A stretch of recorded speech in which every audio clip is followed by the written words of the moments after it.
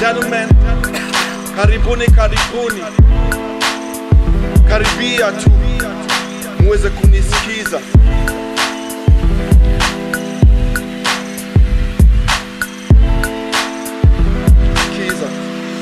Ini gospel skiza. Kwanza kabisa tajitambulisha, mimi ni yule kondoo aliyetatanisha, aliyewacha wenzake 99. Mchungaji akanifuata nyumbani, akanivudisha, akanivisha, akanilisha, akanifanya mwana wake, taji akanivisha, kanipea Roho Mtakatifu kunifundisha jinsi ya kufuata neno, mafunzo kudumisha. Anyway, sijakuja kuburudisha, sijakuja kuonesha mistari na bubudisha, naeleza hadithi Yesu alianzilisha, akazidisha na mishowe kukamilisha.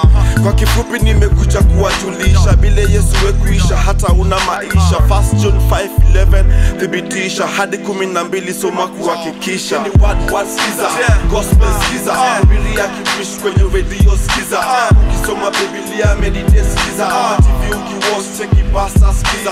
Ni word skiza, gospel skiza, Biblia kipish kwenye radio skiza, ukisoma Biblia meditate skiza, TV ukiwatch check basa skiza.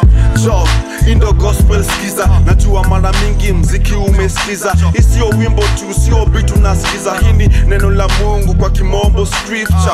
Skiza brother, pia sister, kila moja wenyu awe mkwi kusikiza. Mslo kuongea, mslo kupanda na asireni. James 1:19 nimequote, Yesu ndiye mfalme, tulikata kuvote. Yeye ndio ukweli, tunagopa kupost kwa social media, juu followers watalost, wakatae kulike, kuretweet na kuripost.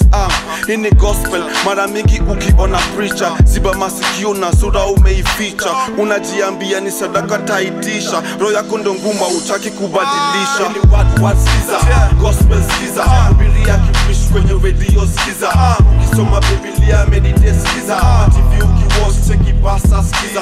Ni word skiza, gospel skiza, Biblia kipish kwenye radio skiza, ukisoma Biblia meditate skiza, TV ukiwatch check basa skiza. Ni word skiza, gospel skiza, Biblia kipish kwenye radio skiza, ukisoma Biblia meditate skiza, TV ukiwatch check basa skiza.